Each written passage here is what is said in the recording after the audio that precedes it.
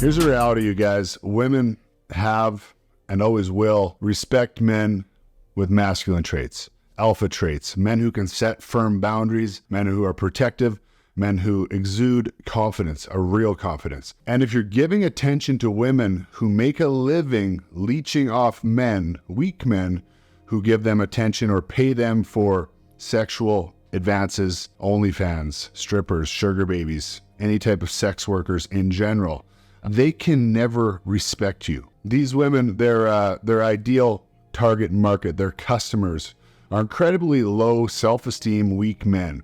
And even if you're not a customer, if you're the boyfriend, but you accept that she uses her body as a transaction, even if there's no sex involved, a part of her fundamentally can never see you as a powerful, confident, masculine guy. Physiologically, intrinsically, how can she feel safe and protected by a man who lets other men use her transactionally? It's the furthest thing from a healthy, masculine, feminine harmony. Because if a man is truly protective, he wouldn't be with a woman like that.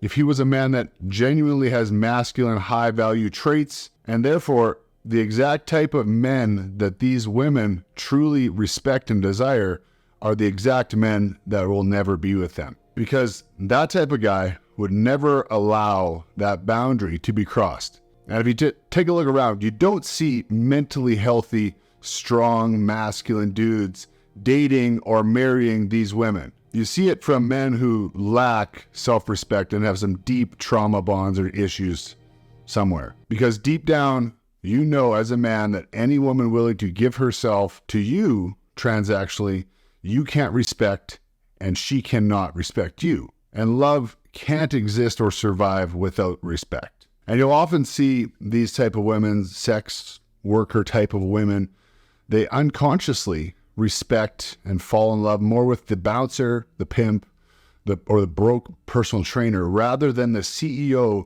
who simps over them and buys her the bags, buys her the Range Rover, pays her rent. And that's for a very specific reason.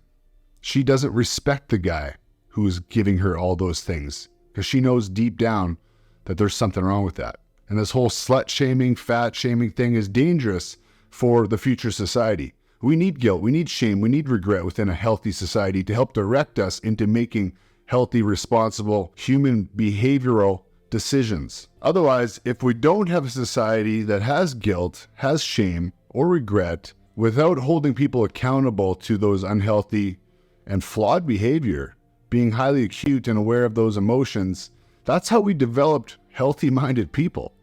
That's why our kids growing up in this current state, this current society with all this stuff is really scary for the future. If we try and remove shame from society and people call it judgmental slut shaming, unfair fat shaming, we're essentially validating poor decision making. We're just finding a way to normalize what is abnormal behavior. And when we do that, society becomes toxic and people become reckless. Humans need guilt. We need shame and regret from the tribe to help us direct healthy decision making. And I think all of this is a big part of why the lines are getting blurred between healthy masculinity and femininity. And that's why we have more social problems and more people are lonely, more people are depressed. We're lacking that synchronized harmony or balance. Men today are not the same as men 50 years ago, and women today are taking on more of a masculine role, more a masculine energy than ever before in human history. And while confused feminists will call it empowerment, I'll call it something different. I'll call it sad.